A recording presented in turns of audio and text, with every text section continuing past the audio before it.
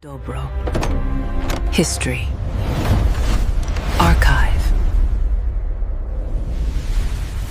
Okay, so welcome. We're diving deep today. If I asked you, what single event caused the most death in modern history, what comes to mind? Most people would probably say World War I, maybe World War II, maybe some of the big famines. Right. Huge, devastating events. But incredibly, those answers, they're wrong. Yeah. The deadliest event, it kind of came in like a shadow, an invisible enemy. And in just 1 year, one single calendar year, it killed more people than all 4 years of World War I combined. It's almost unbelievable when you frame it like that. We're talking about a scale of death that's just, Yeah. it's staggering. This was the 1918 influenza pandemic. The estimates alone are, well, they vary wildly. What are the ranges we're looking at? The absolute floor, the lowest you usually see quoted, is 20 million deaths globally. Okay, still enormous. But most epidemiologists, most historians, they place the high-end toll somewhere between 50 million, maybe even up to 100 million people worldwide. Let's just sit with that for a second. 50 to 100 million. Put that back in the context of 1918. World War I, the Great War, right? That killed around 40 million people, soldiers and civilians, over 4 incredibly brutal years. And the flu potentially doubles that or more in maybe 12, 18 months. It wasn't just the number, it was the speed, the sheer velocity of the dying. That's what makes it so horrifying. And if we bring it home to the U.S. specifically, the numbers are just as shocking, maybe even more so in comparison. The United States lost about, 116,000 soldiers in combat in Europe during World War I. Okay. But the virus, once it really took hold here in the camps, in the cities, it killed 675,000 Americans. Wow. That's nearly 6 times the combat deaths. 6 times. And think about the American soldiers who were in Europe. Yeah. The irony is just gut-wrenching. How so? Fully half, 50% of the American soldiers who died in Europe during the war died from the flu. Not from enemy action, from the virus. So you survived the trenches only to be killed by influenza. Exactly. It's 1918. The world is just exhausted, waiting for peace. But nobody really sees it coming. This silent march of death has already started, using the war itself, the troop movements, the camps as its highway. And that's what we're diving into today, this shadow, the Spanish flu. As we go through the sources, the history, the science, you're going to hear echoes, chillingly familiar echoes of things we've all lived through much more recently. It really is a kind of rhyme across the century. And, to set the scene, there's this little piece of culture from the time. Yeah. A children's skipping rope rhyme. Kids found a way to, I guess, process the terror. What was the rhyme? It went, I had a little bird. His name was Enza. I opened the window, and influenza. Huh. Almost playful, but about something so deadly. Okay, so the first big question then.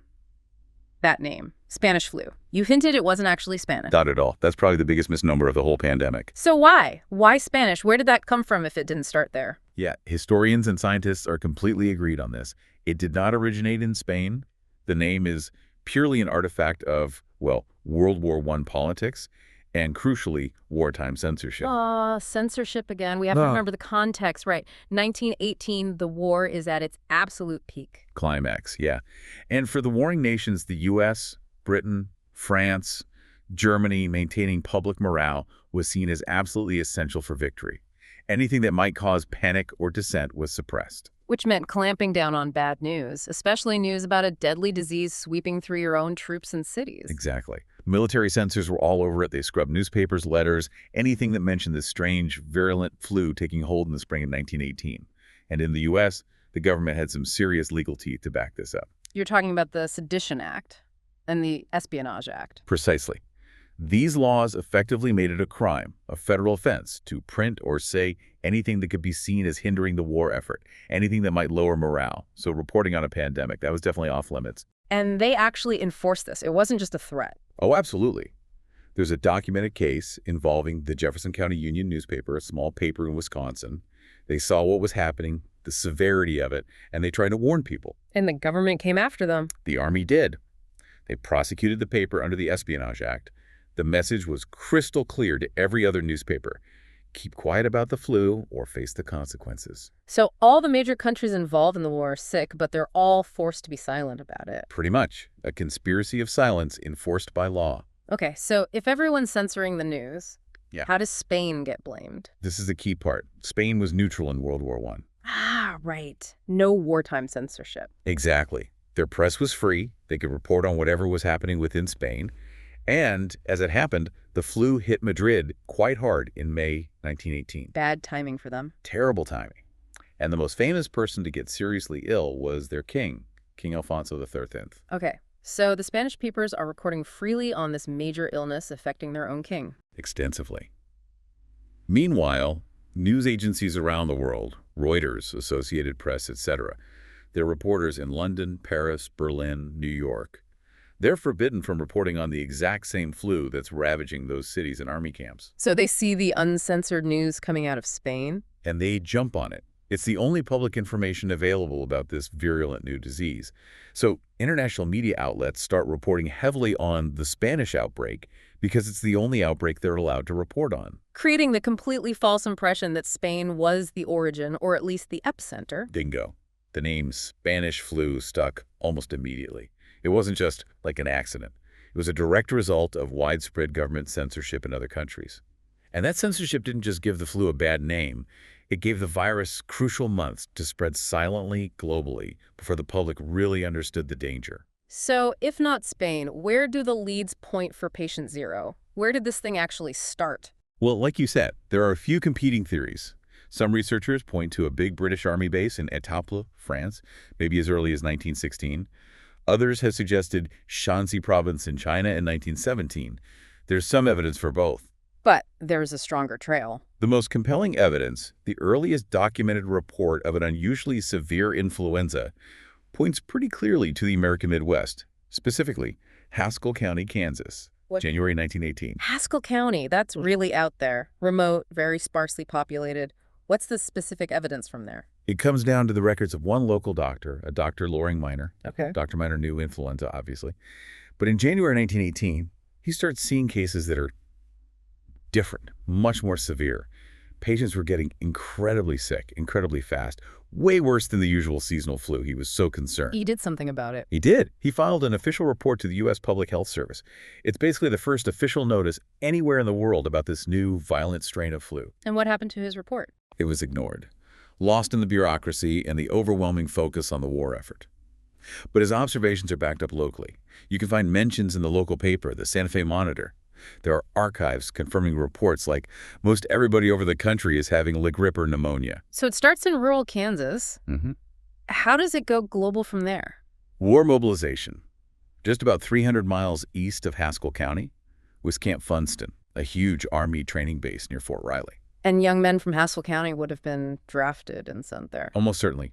In Camp Funston, in March 1918, it was the perfect storm, a biological incubator waiting to happen. How many men were there? Packed in. 54,000 soldiers crammed together, training for deployment to Europe. And the sources give us a precise starting date for the outbreak there. When was that? March 4th, 1918. A private named Albert Kitchell, who worked as a company cook, reports sick with a high fever, 104 degrees. Right after him, a Corporal Lee W. Drake. By lunchtime that same day, the camp hospital had over 100 sick soldiers. It spread that fast. Like wildfire. Within 2 weeks, they had 1,100 men hospitalized with this flu. And the conditions in the camp must have played a role. It wasn't just crowding, was it? Oh, the conditions were notoriously bad. Soldiers wrote about constant blinding dust storms sweeping across the Kansas plains. Okay, dust is bad enough. But it was worse than just dust. The camp relied heavily on horses and mules, thousands of them. And the standard way they got rid of all the manure, we're talking 9 tons of manure every month, was to burn it. Burn it?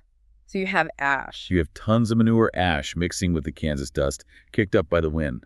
The soldiers described it as a constant stinking yellow haze hanging over the camp. Men were already having respiratory issues before the virus even hit.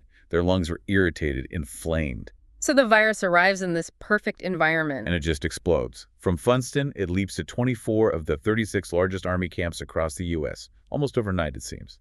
Then, next step. Those infected or incubating soldiers get on trains. And then onto the troop ships heading for Europe. Exactly. The war machine itself became the virus's distribution network. It turned a local outbreak into a global pandemic. The war wasn't just happening during the pandemic, it was the engine driving it. Amplifying it. Totally. Moving millions of stressed, packed-together young men across oceans guaranteed the virus would reach every corner of the globe within months, maybe even weeks. And the sources give specific examples of these troop ships becoming, well, death traps. Yeah, floating hells is how some describe them. Take the USS Leviathan. Huge ship. Carried something like 11,000 men on each trip. Okay. On one crossing to France, the ship's log records 31 deaths in a single day at sea. 70 men died on that voyage alone. And when it docked in France, over 2,000 soldiers were actively sick with the flu. The conditions on board were just unimaginable. Men packed so tight in bunks they literally couldn't turn over, stifling recycled air. A perfect incubator at sea. Absolutely. And another example, the HMNZ Tahiti, carrying soldiers from New Zealand. Over 90%, 9 out of 10 of its 1,117 men on board got sick during the voyage. 77 of them died without ever even reaching the battlefield. Killed by the flu before they saw combat? Yeah. Just like the soldiers in Europe? The war effort, the mass mobilization, it inadvertently created the pandemic's infrastructure. Yeah. Now, here's a really crucial point about this early phase, the spring of 1918. What's that? This first wave, the one that started in Kansas and spread through the camps and ships, it was actually relatively mild. Mild after everything you just described. Comparatively, yes. It got nicknamed the 3-day fever. Most people felt awful, high fever aches, but they recovered fairly quickly. The death rate wasn't extraordinarily high in that first wave. It seemed like maybe it had just burned out by the summer. But it hadn't. Not even close. That lull, that apparent disappearance, it was deceptive. It was more like an intermission. The virus, thanks to the global troop movements, had seeded itself everywhere.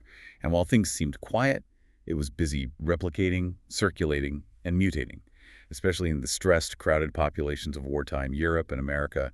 It was getting ready for Act 2. And Act 2 was the killer wave. Act 2 was the monster. Yeah. The virus that came back in the fall of 1918, starting around August, September, was a completely different beast. Faster, far more lethal. October 1918 would become the single deadliest month of the entire pandemic, possibly one of the deadliest months in human history. How do we know how bad it got?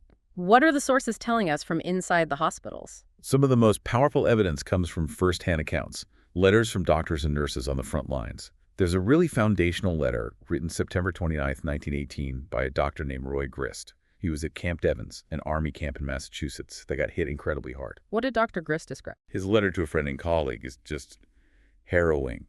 He wrote that the epidemic has developed so rapidly that the camp is demoralized.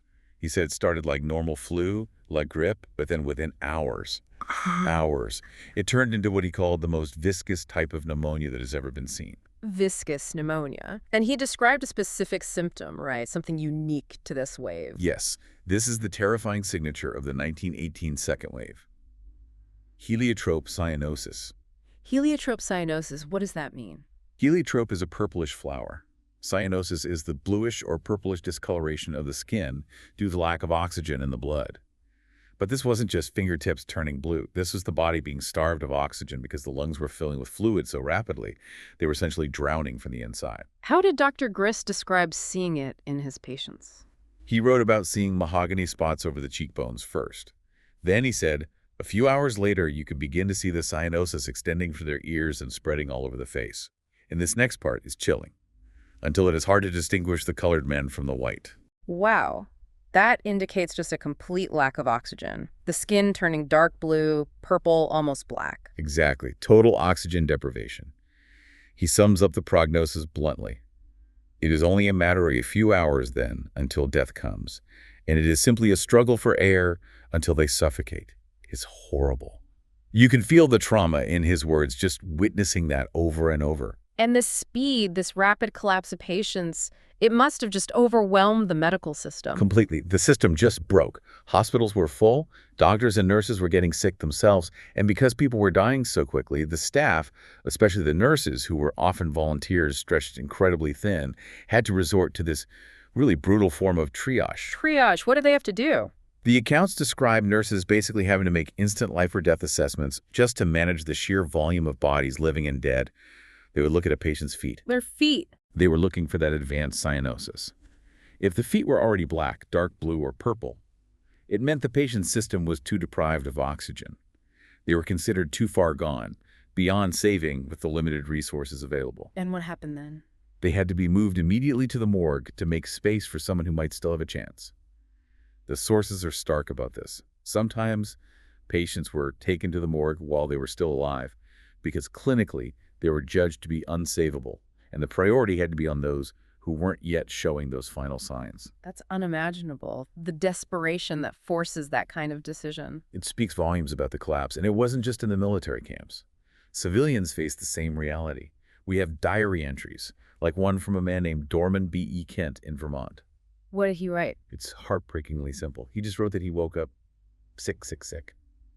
He tried to get his regular doctor, Dr. Watson, but the entry ends. Dr. Watson simply couldn't come. That was it. No doctor available. That was the reality for countless people. The system was completely overloaded. Amidst all this horror, there was that strange statistical anomaly you mentioned earlier. The victims weren't just the usual suspects, the very young and the very old. Right. This is the famous W curve. Normally, if you graph flu deaths by age, you get a U shape. High mortality in infants and young children, dips in adolescence and young adulthood, then rises again sharply in the elderly. Makes sense. The weakest immune systems at both ends of life. Exactly. Yeah. But 1918 was different. The graph looked like a W. You still had the high peaks for the very young and the very old, but there was this terrifying third peak right in the middle. Healthy young adults, people in their 20s, 30s, early 40s, prime of life. And they were dying at rates almost as high as the elderly. Sometimes higher in certain localities. So the question that haunted scientists and historians for nearly a century was, why? Why was being young and seemingly healthy a death sentence in 1918? And for a long time, the main theory was something called the cytokine storm, right? Yes, for decades, that was the leading explanation. The cytokine storm theory. It sounded plausible, even intuitive in a way. Explain that theory again. What was the idea? The basic idea was that the virus itself wasn't necessarily the main killer. It was the body's reaction to the virus. In young, healthy adults with robust immune systems, the theory went, the immune system didn't just fight the virus, it massively overreacted. How so? It unleashed this overwhelming flood of inflammatory molecules called cytokines. This immune overreaction, this storm, was thought to be what actually caused the catastrophic lung damage, the fluid buildup, the suffocation. So the analogy often used is like, the virus is a small fire. Right. The virus is a small fire in the kitchen. Yeah. The young, strong immune system is the fire department. But instead of using an extinguisher, they roll in with a high-pressure fire hose and just blast away, causing far more damage than the original fire, maybe even demolishing the whole house. The body's own strength became its enemy. And this explained the W curve the young adults died because their immune systems were so strong. That was the narrative. It suggested the 1918 virus was this unique, indiscriminate killer that specifically targeted the vigorous. And that explanation held sway for, well, pretty much a century. It became accepted wisdom. But our deep dive reveals something new. Recent science has challenged this whole idea. Completely. This is where things get really interesting. A study published just recently, in 2023, in the Proceedings of the National Academy of Sciences, PNAS, took a totally different approach. They went back to the bones. The bones of the victims. Exactly. They analyzed skeletal remains of people known to have died during the 1918 pandemic. Their question was, were these young adult victims really the picture of health, the vigorous young that the cytokine storm theory depended on? Or was there evidence of underlying vulnerability? How can you tell that from bones that are over 100 years old? What were they looking for? They were looking for specific skeletal markers, signs of stress experienced earlier in life, especially during childhood development, things like Harris lines. Harris lines. Yeah, these are basically thin lines of denser bone that show up on X-rays of long bones. They form when bone growth temporarily stops, usually due to severe stress like malnutrition or serious childhood illness, and then restarts. They're like scars on the bone, recording periods of hardship. Okay, what else? They also looked closely at tooth enamel for something called dental hypoplasias. These are defects, like pits or grooves, in the enamel that form when tooth development is disrupted. Again, usually by nutritional deficiencies or diseases during childhood. So essentially the skeleton keeps a record of significant stresses from your early life. A permanent record, yeah. Yeah. And the findings from this 2023 PNAS study were pretty revolutionary. They basically debunked the vigorous young myth. How so? What did the bones show? The analysis showed overwhelmingly that the youngest who died in 1918 were not uniformly healthy individuals. In fact, the majority of them showed clear skeletal evidence of having experienced significant environmental, social, and nutritional stress earlier in their lives. So they weren't the robust, vigorous victims the cytokine storm theory needed. No. They were people who likely carried underlying frailties. Maybe they grew up in poverty, suffered chronic malnutrition as kids, or battled other diseases like tuberculosis or rickets, which were common back then. Even if they looked healthy as young adults, their bodies had been weakened by earlier hardship. This changes the whole interpretation of the W curve then. Fundamentally. The W curve itself is really scary. Young adults did die in disproportionately high numbers. But the reason wasn't likely an overactive immune system. The reason was pre-existing vulnerability, often linked to socioeconomic factors and prior health challenges. So the virus wasn't some kind of equal opportunity killer targeting the strong. It was doing what diseases often do. Exactly. It was exploiting weakness. It preyed on the populations that were already compromised, already living on the margins, already bearing the physical marks of inequality and hardship, regardless of their age on paper. The W curve reflected vulnerability, not strength. That's a profound shift in understanding. It ties the biology directly back to the social conditions of the time. It really does. It shows how history, even a century later, can reveal deeper truths when we look at it with new tools and ask different questions. It wasn't just about the virus. It was about who was most susceptible before the virus even arrived. Which brings us to how society itself responded. Because the pandemic didn't just expose biological weaknesses, it ripped open societal fault lines too. Yeah. The decisions people made, the public health choices, they had huge consequences. Absolutely. And the historical record here gives us this incredibly stark contrast, almost a controlled experiment, in the tale of two cities, Philadelphia and St. Louis. Let's start with Philadelphia. You mentioned it as a cautionary tale. What happened there? Okay, picture this. September 28th, 1918. Philly is planning this massive downtown parade, a Liberty Loan Parade, to sell war bonds. Huge patriotic event, essential for the war effort, right? But doctors knew the flu was already there. Oh yeah. Cases were exploding at the nearby Navy Yard.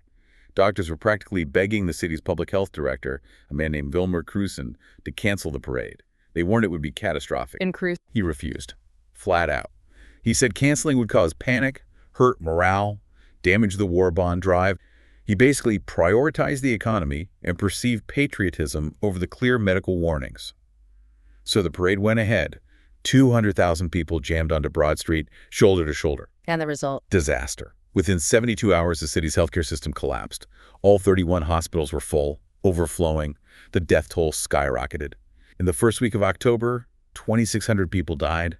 The next week, 4,500 died. Yeah. That parade is now grimly known as the deadliest parade in American history. Just horrifying. Okay, so that's Philadelphia. What about St. Louis? They did things differently. The complete opposite. The health commissioner there, Dr. Max Starkloff, saw what was happening in Philadelphia in the news. He saw the disaster unfolding, and he acted immediately and decisively. What did he do? He shut the city down, proactively. Closed schools, theaters, pool halls, churches, banned all public gatherings. He basically ordered people to stay home, implementing strict social distancing measures before the epidemic truly exploded in St. Louis. How did the public react to that? I can't imagine it was popular. Oh, absolutely not. People were furious.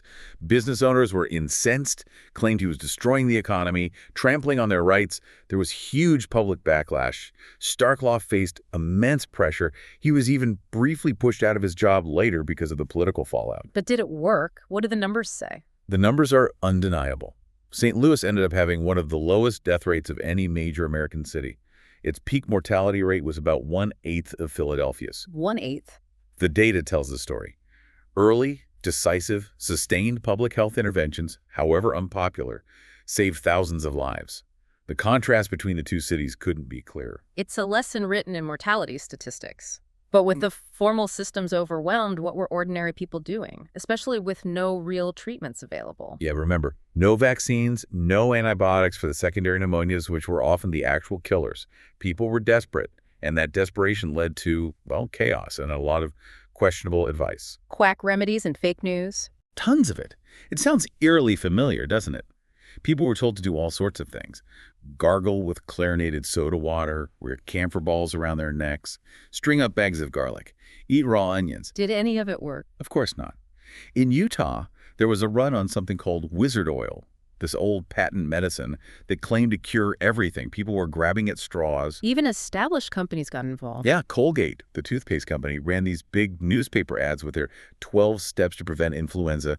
Most were basic hygiene, but some were just bizarre, like chew food carefully and avoid tight clothes and shoes. Chew your food carefully. How would that help? Who knows? But it shows the level of public anxiety and the willingness to believe almost anything that offered a shred of hope or control. But amidst all that confusion, there were real heroes, right? The nurses, the volunteers who stepped up when the system failed. Absolutely, the sources pay tribute to them. Many were volunteers, working under impossible conditions. We have an account from Lucient Van Wert, a Native American woman who volunteered as a nurse in Washington, D.C. What was her experience like? Grueling. She described working 12-hour shifts, 7 a.m. to 7 p.m. day after day, just basic, exhausting care, taking temperatures, applying cold compresses, giving camphorated oil rubs, which was thought to help breathing. And she saw the scale of the death firsthand. Constantly, she wrote about stretchers carrying bodies out of the wards at the rate of 2 every 3 hours, just a relentless flow of death. And she added, reflecting on why she was even allowed to volunteer, that they were so hard up for nurses, basically implying they'd take anyone willing to risk their life. Incredible bravery. Now, there's one more parallel to recent times that's just uncanny. Mask mandates. Yes. The anti-mask movement wasn't born in the 21st century. It happened in 1918, 1919 too, particularly in San Francisco. San Francisco mandated masks. They went all in, passed a law requiring masks in public. But it caused immediate chaos. Police stations were swamped with people arrested for not wearing them. Jails filled up. Even the mayor got caught without his mask in public at a boxing match and had to pay a fine. So there was resistance from the start. Yes, but it really coalesced when the city tried to impose a second mask ordinance in January 1919, after cases started rising again. That's when the public truly revolted. How did they revolt? They organized. They formed the Anti-Mask League of San Francisco. An anti-mask league. Who was in it? Was it just like random cranks? Not at all. That's what's so striking. The league was led by a coalition that included physicians, believe it or not, some prominent citizens, labor leaders, and even a member of the city's own board of supervisors. This wasn't just a fringe movement. And they held rallies. A huge one. 4,500 people packed into an auditorium called the Dreamland Rink to protest the mandate. And what was their argument? Why were they against the masks? Was it medical disagreement? Some probably disputed the effectiveness, sure.